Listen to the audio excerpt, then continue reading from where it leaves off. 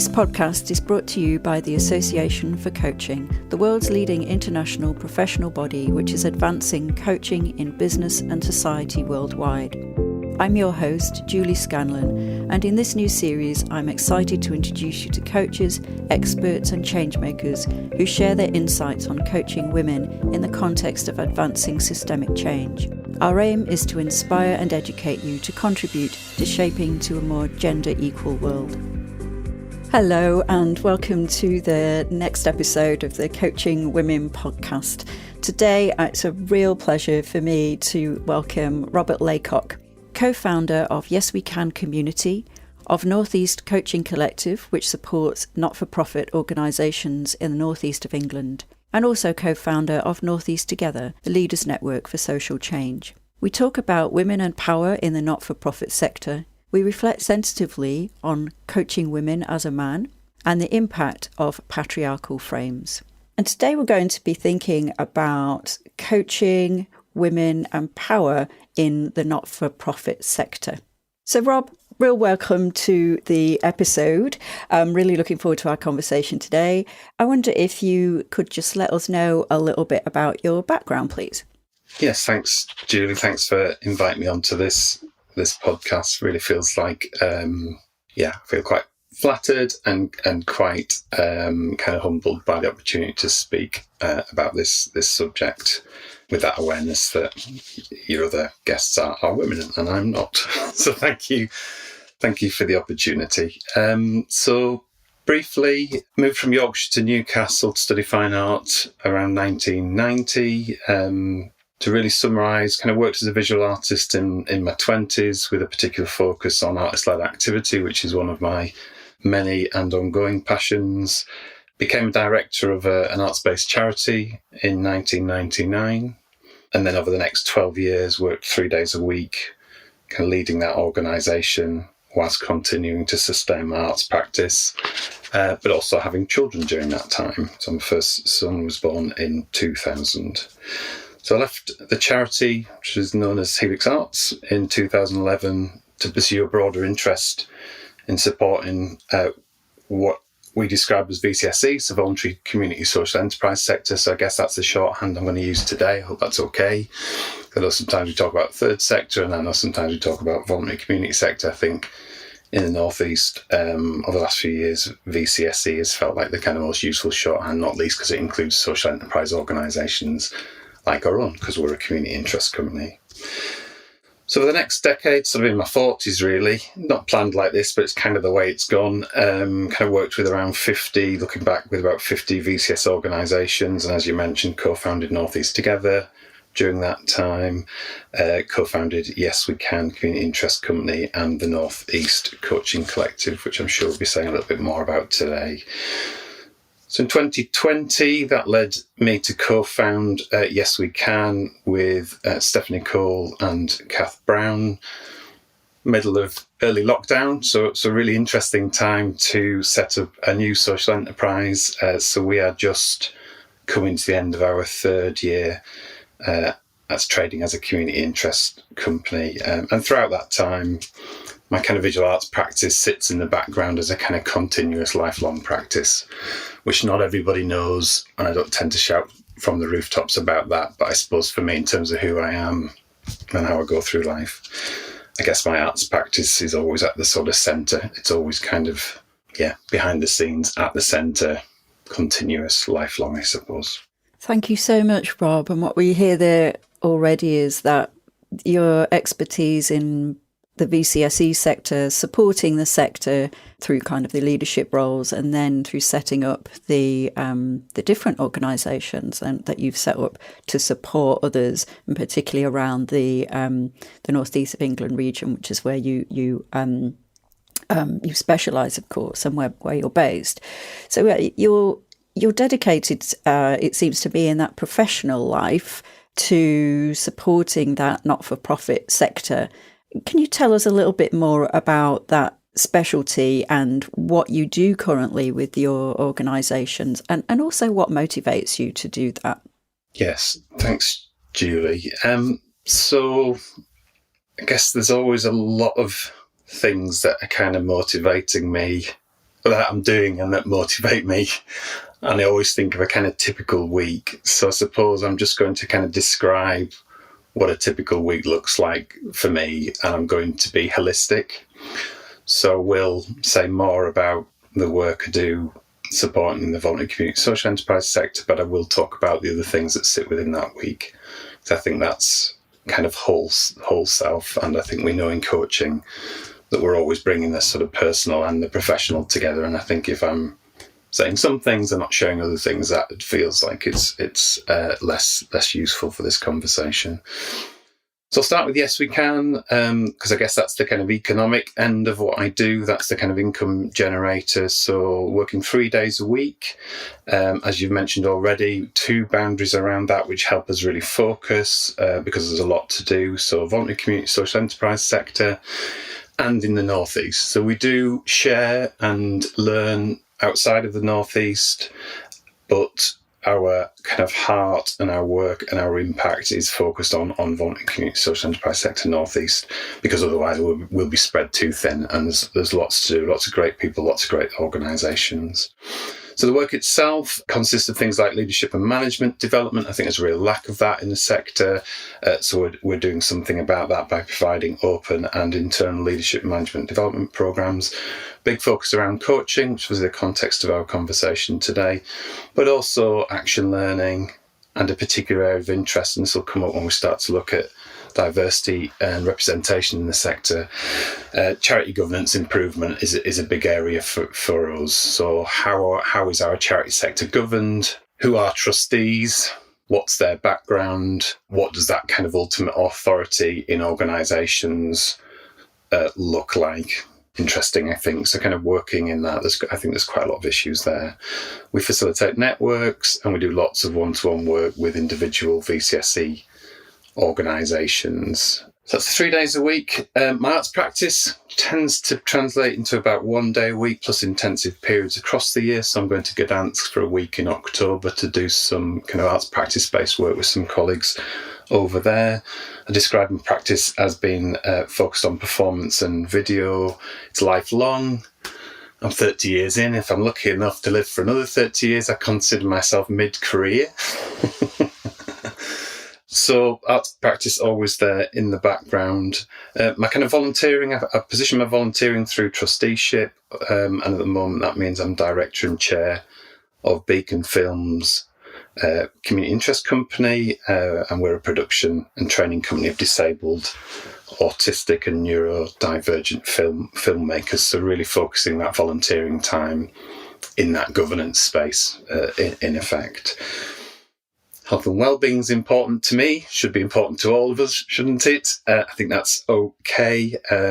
So for me, that's my yoga practice, which is about 18 years old.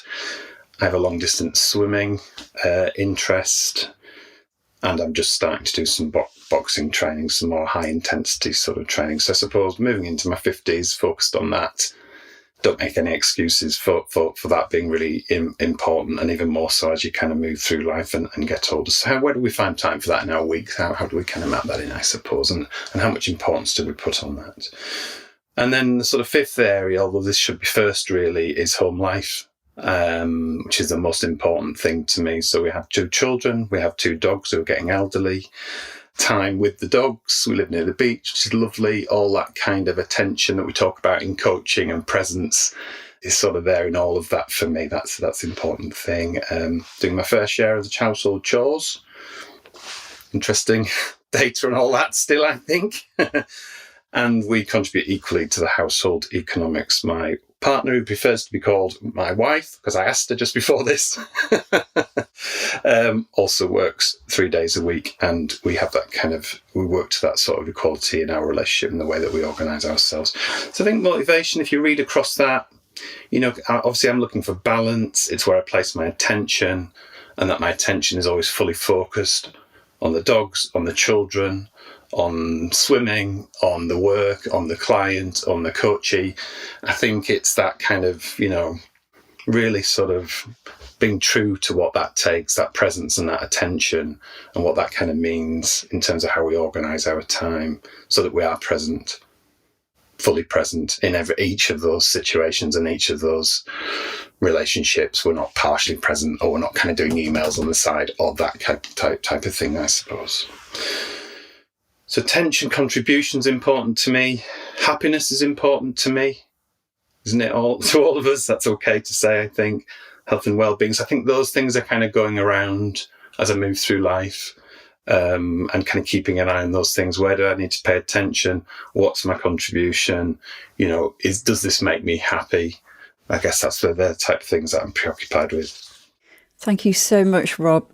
It's wonderful to hear that you introduce yourself in that kind of holistic way. And one of the reasons that I thought you would be good for this podcast episode is that sense of how you bring yourself and your presence and the self-awareness, very careful, thoughtful self-awareness that you bring to all of the work that you do, and that is deliberate and thought through, to kind of both that presence in your own life and the kind of balance that you strive for in your own life, and carefully kind of create that life that you want. And I know, of course, as well in your coaching work and in your work with the VCSE sector in general. So it's wonderful to hear what that kind of holistically looks like for you when you bring your whole self, quite literally, into a coaching space and into the work that you do. So I wonder then if we can have a think about, you've touched on it a little there already, about the particular challenges in the VCSE sector in terms of diversity and representation and progression. What kind of issues do we find there? Do you find there in your work? Yeah, so this is going to be a bit of a kind of data heavy section, but I think it's important to notice, well, I suppose to challenge our assumptions of what we think's going on and our kind of experiences of the work by looking at some of the national data that is available. There's lots of data that isn't available, which I think relates to particularly diversity and representation, I think. So I'm going to run through a few of these, and then if you want to develop any of them, Julie, just let me know. So these come from a couple of sources, most notably the recent third sector trends in England and Wales. So we get this kind of academic sector analysis every few years, which is great. The most recent one was 2022, lots of different publications, and this one's around employees, volunteers, diversity and investment in people. So that's one source of this data that I'm going to share with you if you want to look at that in any more detail. And I'm going to focus on national data, but there is regional data as well across England and Wales. And the other one is from a publication called How to Diversify Your Charities Board from Getting On Board. And I think Getting On Board are doing some of the best thinking and challenge, particularly around charity trustee board representation. I think they're doing fantastic work. It's hugely impressive, and lots of resources available freely for people and boards that want to do better. So some interesting, make of this what you will. So this one surprised me. So the national data says 36% of all charity trustees are women, which must mean that 64% are therefore men, which is quite surprising, I think. 55% of all charity chairs are men, though 62% of all charity CEOs are women. Interesting. And then I think there's a whole chunk of stuff which for me talks about class within the sector. So 60% of all trustees have a professional qualification, 70% of chairs are graduates, so charity chairs are graduates, and 63% of charity CEOs are graduates. So perhaps not surprising given the nature of the role and those types of things, but I think interesting. We can absolutely understand that representation in charity leadership roles from people of colour and people who consider themselves to have a disability are low. I guess we might expect that, and that's definitely the case.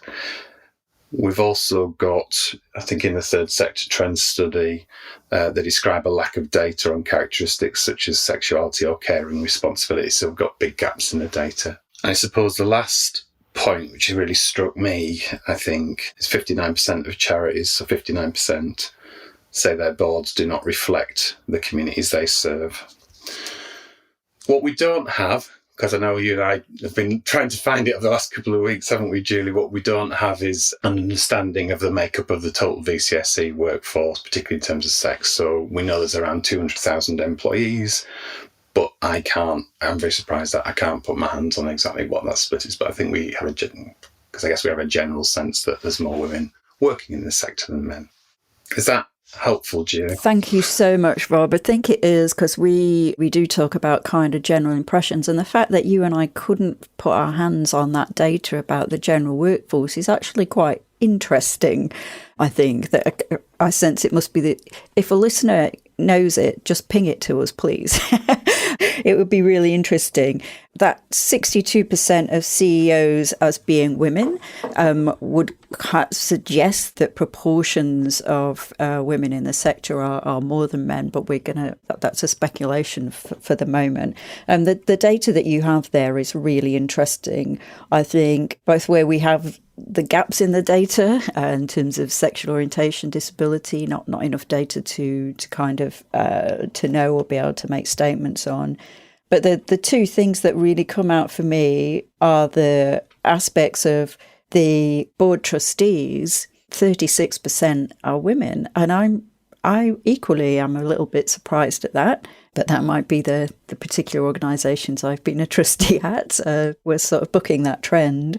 So that's like about a third of trustee boards are comprised of women. And then the other was that final stat I think that you had for us, where 59% of charities say that their diversity doesn't represent the diversity of the people that they serve or support, the beneficiaries, so that's sometimes called.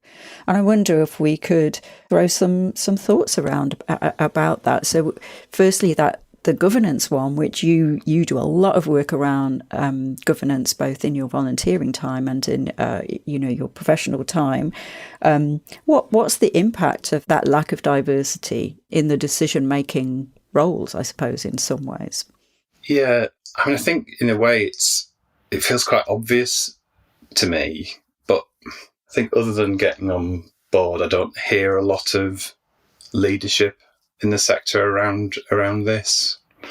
But I guess, however well intentioned, if the people around the classic sort of board table are largely of a similar professional background, educational background, class, lived experience, however well intentioned and however well that group of people make decisions, I think it seems quite obvious to me that those decisions are going to be somewhat undermined by the lack of representation, by the blind spots, by the unconscious biases, by all the things we kind of know about groups and kind of groupthink. But yeah, I mean, the other stat isn't in here. I think 59% of all trustees are retired. That's okay. It's a volunteering role. So we have a kind of age dynamic going on as well, which is well known in charity trustees, and that's okay. It's kind of understandable because perhaps younger people with children, people with full-time jobs, we can kind of understand there might be kind of less time. Yeah, they might have less time to contribute to being a trustee. But again, if our sort of age profile, professional background, etc., is quite samey, clearly. So yeah, there's no two ways about it. We need more younger people into trusteeship. We need more people with lived experience, not just related to the work of that charity, but just generally. I think that's an error as well, to think that if your focus is around learning disability, for example, you're needing to, have trustees with lived experience on your board. But I think those trustees should be on boards of organisations that aren't focused. It isn't just about that. It didn't just to do with the work of that particular charity. I think it's to do with representation as a whole and on any charity board.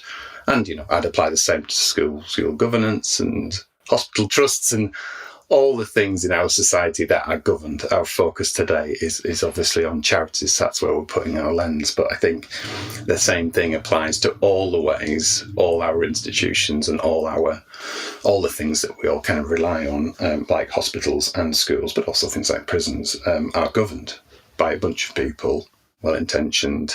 Who are they? How do they make decisions? It's a particular focus of ours, because I think we think it's very problematic. Yeah, thank you. I mean, what comes out of those statistics, and as you talk there, the impact is in some ways obvious, but in some ways will be very implicit, I suppose, in terms of not knowing what you don't know about the kinds of decisions that you make when you're a group of people that are pretty similar in a room. There's that lack of awareness and lack of knowledge and lack of education sometimes. As you say, if we have more diversity represented at those levels, just bringing in a question or an experience which can throw a completely different lens on that decision. And yeah, it sort of feels like, as you mentioned there, learning disabled people being on boards for charities that support learning disabled people. That should be a no-brainer. Doesn't always happen anyway, but it should be a no-brainer. But we're not just thinking about that. All kind of demographics should be represented at all sorts of boards in order for those decision-making processes to be equitable and have a kind of holistic driver, I suppose, for the people that are being supported by whatever the organisation is. And that's interesting that you mentioned the trustees as being volunteers. I have encountered people that didn't know what a trustee was, so I guess perhaps we might even we've been using that term, and I've just realised that some people might not even know what it is. So I wondered if you want to articulate that, Rob, what a trustee does. Okay, so every registered charity in England and Wales and in Scotland, they have a slightly different regulator, but broadly the same rules apply. Is required to have a board of trustees who are typically volunteers. It's not possible for trustees to be paid, but it is pretty unusual, certainly in my experience. That'll be written into the constitution, the governing documents. So these are the rules about how they're allowed to legally operate. Usually there's a minimum number of trustees that you need. Sometimes there's a maximum number of trustees. So this will be a bunch of people, typically volunteers, coming together, taking ultimate legal responsibility for the charity. So that can be the scary bit for people who are new to trusteeship, is that you are ultimately taking that legal responsibility for the charity. It is volunteering. The role can be very variable depending on the type of organisation you join. So there's definitely a little bit of care to be taken if you are thinking of joining a charity trustee board, to kind of work out what time you have and how you can contribute and whether that's a good fit for you. There are 6 legal duties. I prefer our shorthand, which is kind of 5 things that trustees do, which is around vision and mission and making sure that the charity works to its vision and mission and charitable purpose. So vision and mission is one thing. Strategy or plan, just making sure that as trustees we have a plan, we're working to a plan, we have, we know what we're working towards, what our impact is, all those types of things really. And then we've got a chunk of stuff around legal stuff, which tends to be around a lot to do with sort of our policy documents and practicing safely. So making sure that they're in good shape and we're looking at them regularly tends to be an activity of trustees. Finance, not running out of money, having enough put aside for a rainy day, or if we hit kind of bumps in the road, that type of thing. So stuff around finance is very much the focus of trustees. Might include fundraising strategy, those types of things, and risk. So my 5th thing would be kind of risk and having oversight of risk and understanding that we're doing everything we can to mitigate those risks. So kind of think about those 5 things in general. But a legal responsibility, a volunteering position, typically meeting, 6 times a year, sometimes a bit less, sometimes a bit more, hugely variable depending on the charity and how they do governance and the scale and all those types of things. Yeah, thank you. It's a wonderful synopsis. And I guess just what really comes out there is the amount of trust that's placed in those trustees, the amount of power that board has. They are absolutely the leadership of the organisation and their volunteers, and there's a lack of diversity at that level. So it is very challenging for each organisation, I guess, to think about how it can diversify those boards. And I know that there are some great work going on, as you mentioned. Getting on board is doing that, but there's perhaps not enough work going on. I'm wondering then, as you know, we're here kind of talking about coaching today, whether you see coaching being able to help with any of these challenges, and in what ways might that be? Yeah. So I suppose the first thing I'd like to say is I think it's helpful to add mentoring into this conversation. So I think it's useful when thinking about these challenges. And I think the focus of what it describes sounds to me like a challenge around diversity and representation in leadership roles within the VCSE sector. I think if we just narrow our lens onto coaching, we're missing an opportunity to talk about both, because I think together there's a real opportunity to shift some of this if we work with both of those concepts. And of course, they're super close to each other, as we know as coaches. Often we're kind of walking the line between coaching and mentoring in our work anyway. I think particularly around emerging leaders, and I think if we get the emphasis right, emerging leaders from those underrepresented groups. I think if the focus of the coaching and mentoring has that intention, I think that's where we might be able to kind of shift things. Quick shorthand for coaching and mentoring. Apologies for people who may not totally agree with my definition here, but it's a useful shorthand for me. So bear with me. So I generally think of coaching, because I do both coaching and mentoring, I generally think you're coached to do something, whereas you might be mentored to be someone. So I guess I'm just sort of putting that out there. Coaching generally more short term, mentoring generally more longer term. So I'm just going to talk about mentoring briefly first and then move on to coaching. So I think mentoring can provide this fantastic support to individuals by working with someone who in some way, to some extent, has been on a similar journey. So I think if we're matching inspiring mentors with women, men, people of colour, people who consider themselves to have a disability, I think those relationships can be really empowering and really important and really empowering and really supportive. Was so convinced of this that my social enterprise partner, Stephanie Cole, and I are intending to launch a new social leadership mentoring programme in the North East in 2024, because we just think it's a big, obvious gap. So we have capacity and some infrastructure around coaching. We don't really around mentoring, not in this space. And I think there's a huge gap there. So it's certainly something we've been talking about for quite a long time. We're going to start to work on. I think important to mention, I think this needs to be effective mentoring. Good news is, I think we have a really useful minimum standard in the European Mentoring and Coaching Council foundation level understanding of what effective mentoring looks like. So I suppose I think we need that minimum standard.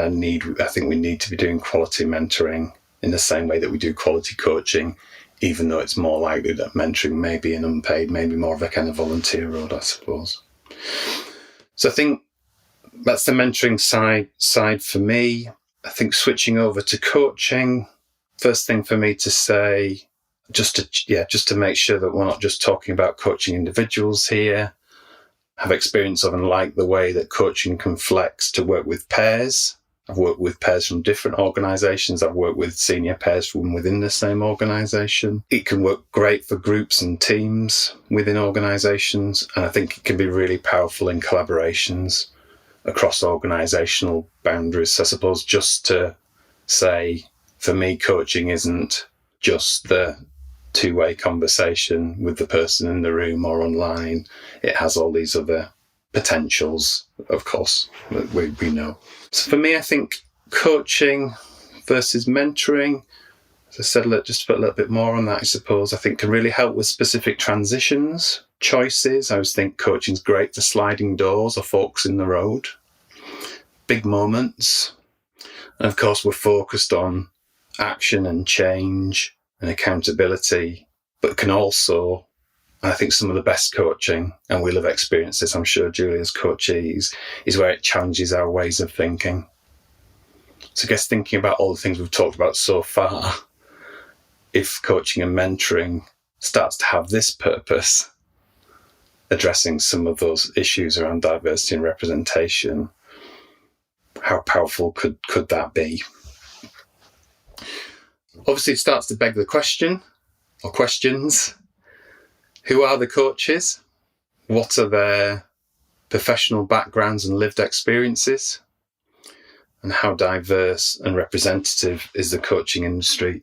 No, I haven't looked into that. I don't even know if that data is available. I think we have a general sense in the sector that it's another space that doesn't feel very diverse and doesn't feel very representative. Maybe less so in terms of men and women, but perhaps more so in terms of those other kind of characteristics and backgrounds.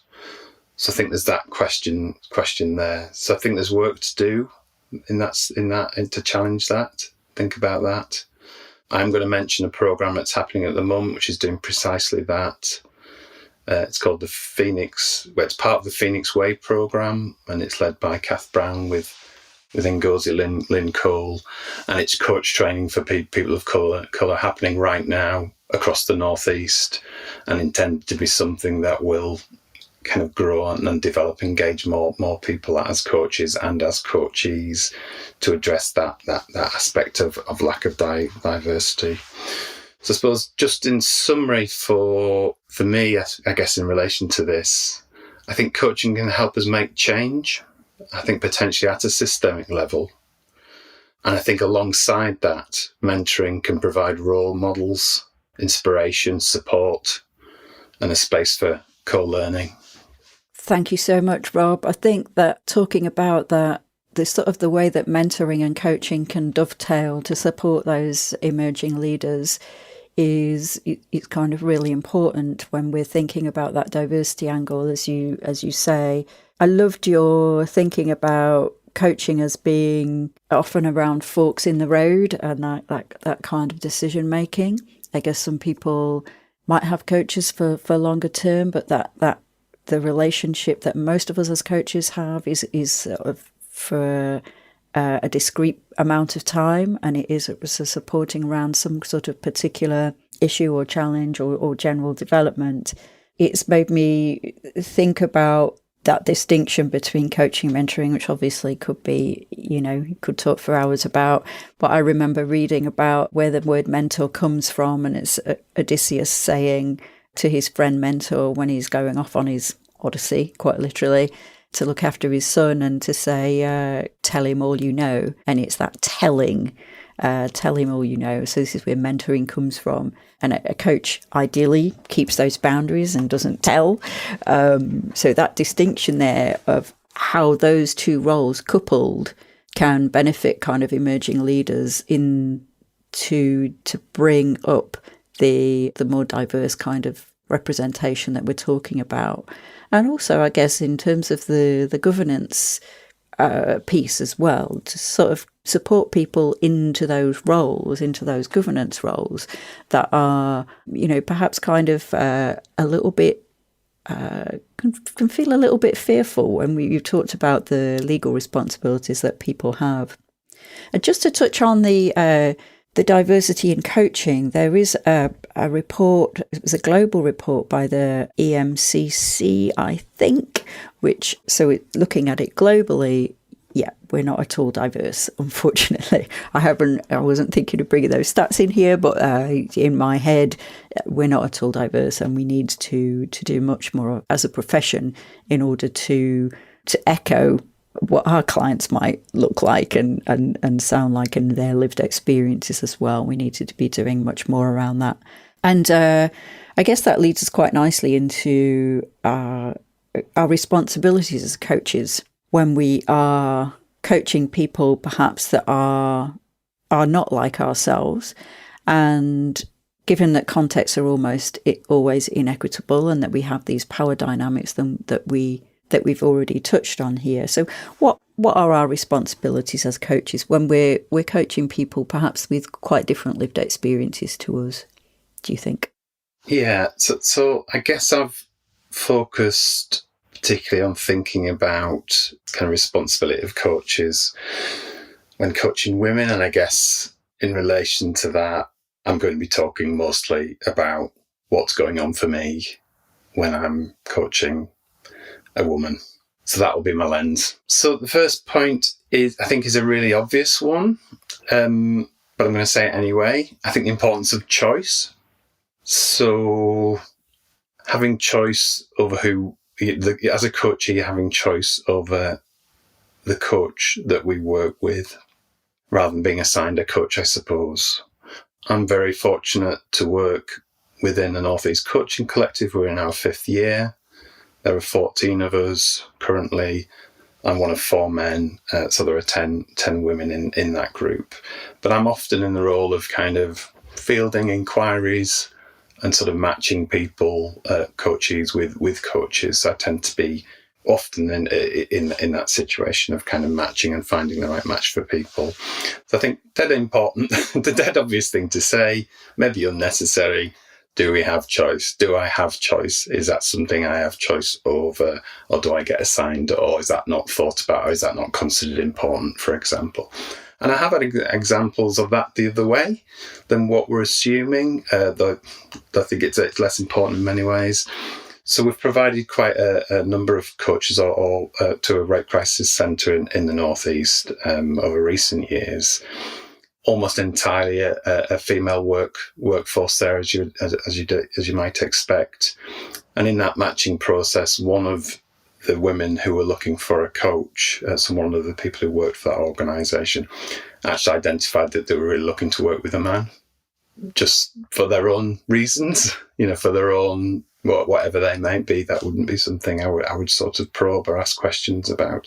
So importance of choice, I think that's the big thing here. So if I'm coaching a woman, what's going on for me? I think that's what I've been thinking about in relation to this and what to share today. So I think, this is very personal.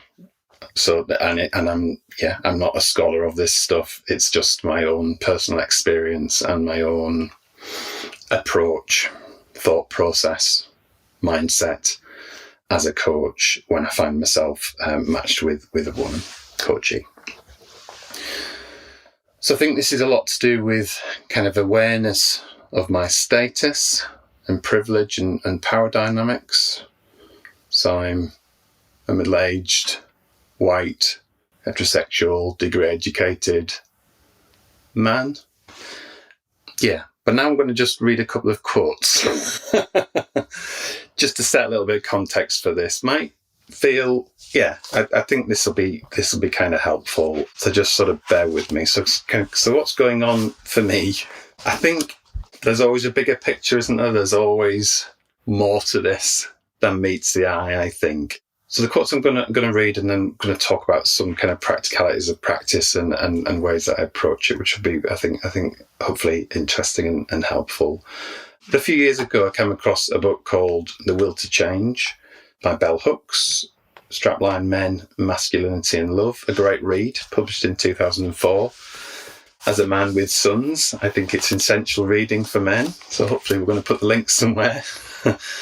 So very early in the book, in a chapter called Understanding Patriarchy, she says this. So patriarchy is a political social system that insists that males are inherently dominating, superior to everything and everyone, deemed weak, especially females, and endowed with the right to dominate and rule over the weak and to maintain that dominance through various forms of psychological terrorism and violence. So in that first chapter in the book, that's really spelt out, and the kind of evidence that sits behind that. So I suppose I would say I align with that as a man. I recognise and align with that statement.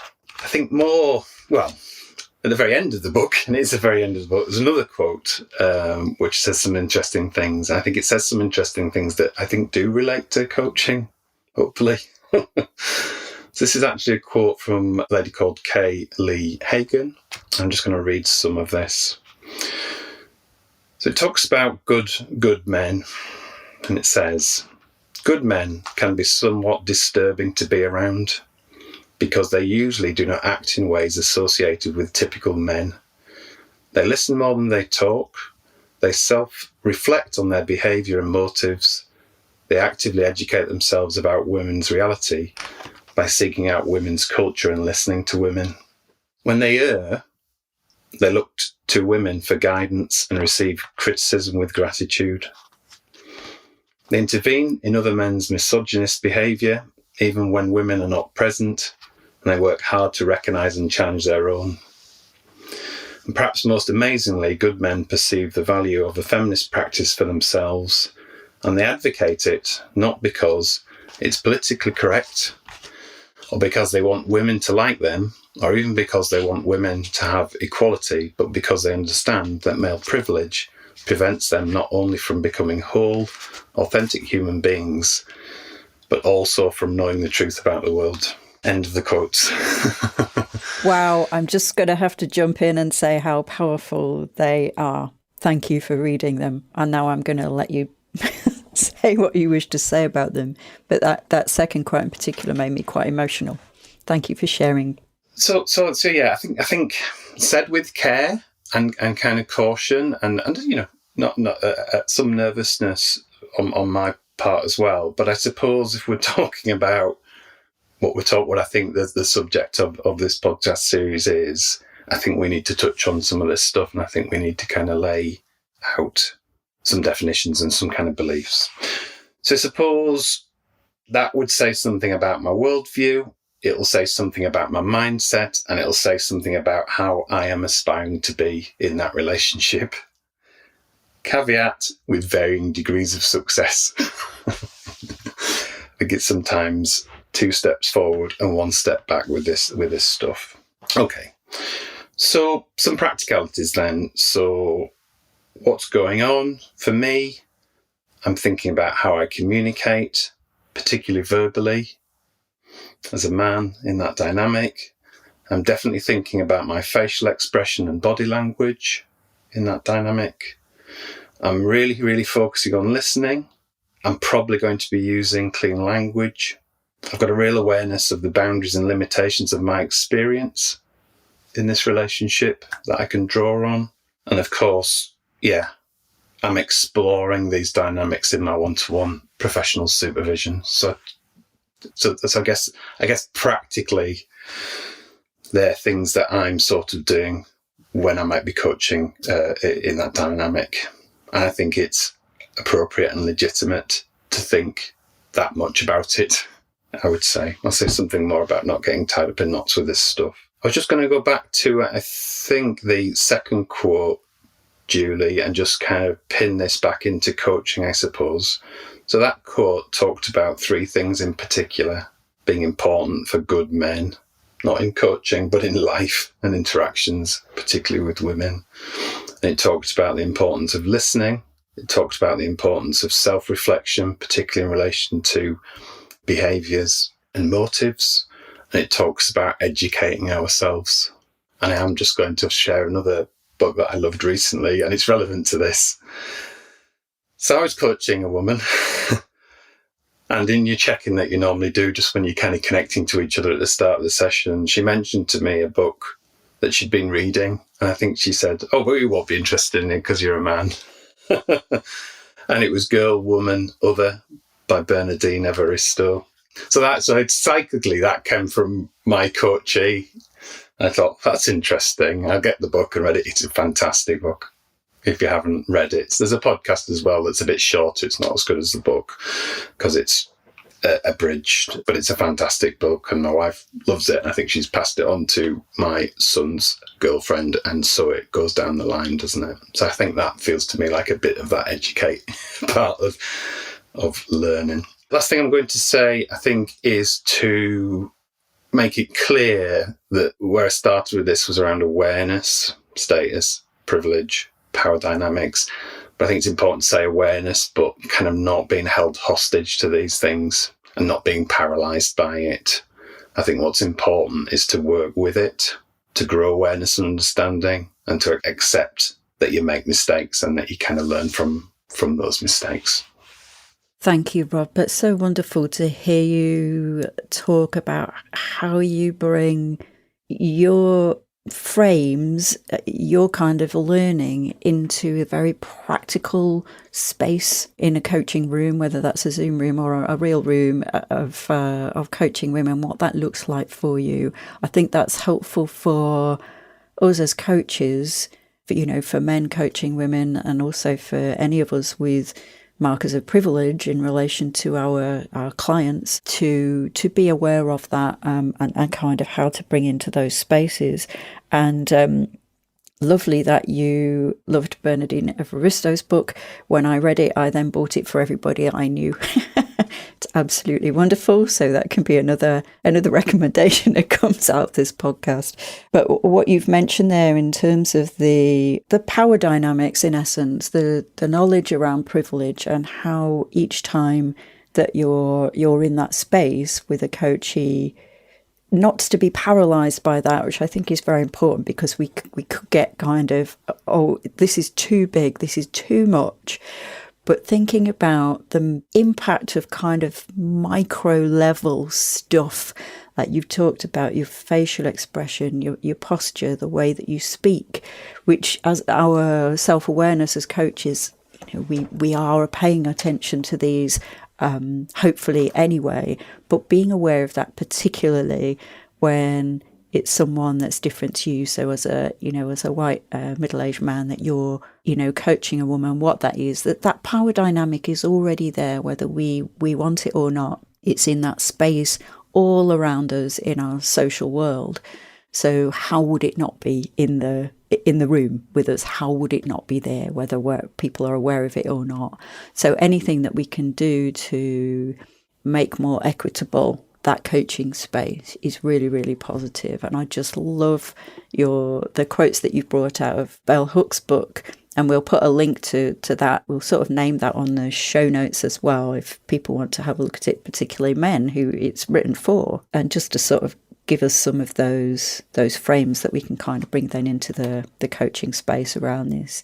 So what's really coming out of that conversation is our responsibilities of coaches, what we can do to create an equitable relationship, or try to create an equitable relationship, where then the coachee can feel trust and, feel kind of comfortable to share themselves. And it is our responsibility, I think, to include this kind of frameworks and this kind of thinking about power and the power dynamics. So it's absolutely wonderful that to be speaking with you today, Rob, and I'm just conscious of time a little, and moving towards the close, I guess, would be good for listeners. But I'm sure that people will be intrigued by your personal reflections and your approach, the holistic work that you do, you bring to all of your working practices. And if people wanted to get in touch with you, do you want to let us know how they might do that? And these will be on the show notes as well, but if people are listening and want to kind of jot anything down, how could they get in touch with you if they wanted to follow up? Yeah, so I don't think I'm hard to find, because I know some people might be harder to find. I'm quite active on LinkedIn, so you should be able to find me on there. I'd be okay about people emailing me if they wanted to. So that's robert@yeswecan.community if you wanted to contact us directly. But yeah, they're the two main ways, I think, either directly or via LinkedIn. Thank you very much. And so just before we close, I wonder if you have any final thoughts for listeners that you'd want to leave people with. Anything that we've not been able to touch on, any final reflection for them? Yeah, I think for me, preparing for this conversation, it's really, I think a message I'd want to give out is really for us to think about and embrace coaching and mentoring for this purpose.